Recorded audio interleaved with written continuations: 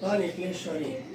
હે શરીરથી મનથી વિચારીને જ આપણે બેસવું છે કે ભાઈ મારા જેટલા વાગે આપણને ઊભા કરે, 5:30 ઊભા કરે, 6 વાગે ઊભા કરે કે 7 વાગે ઊભા કરે, હે સમયસર પતી જ જશે, ટેન્શન ના લો.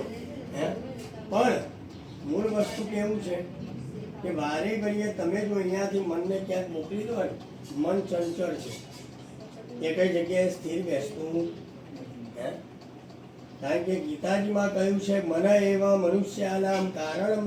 આપણું બંધન અને મોક્ષ બંનેનું કારણ કોણ છે? આપણું મન છે. દેવ કર્મ પહેલી આંગળી છે પિતૃ કર્મ માટે છે, એટલે આપણે કઈ આ 2 આંગળી અને અંગૂઠો એ પ્રમાણે ચમચી ભરીને જલ પકડો. હરિઓમ તત્રાદૌ દીર્ઘલક્ષણ કલસાર્જનમ દીપ સૂર્ય નમસ્કાર પૂર્વકમ કુલ ગણપતિ પૂજન પુણ્યાહ વાચનમ સત્યનારાયણ પૂજન અર્ચન અહમ કરીશીએ.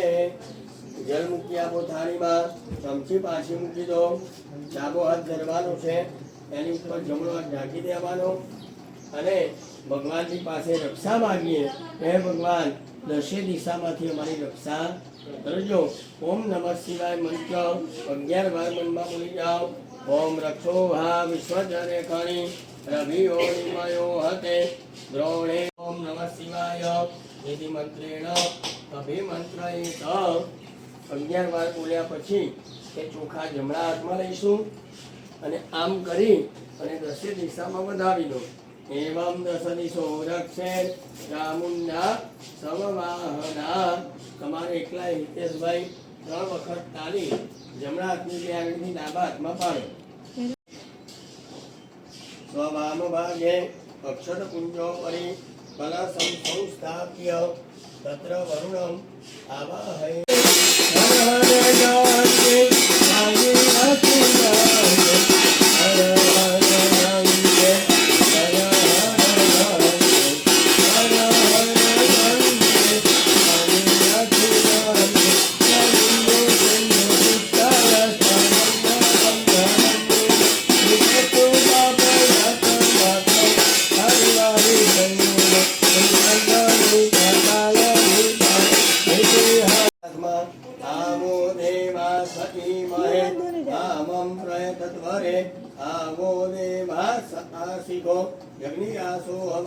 વધાવી દો.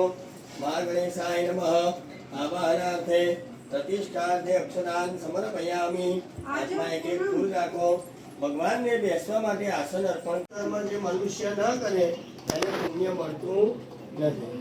એટલે સત્કર્મ, સારા સારા કર્મ દર વર્ષે નાનામાં નાની પૂજા આપણા ઘરે થવી જોઈએ.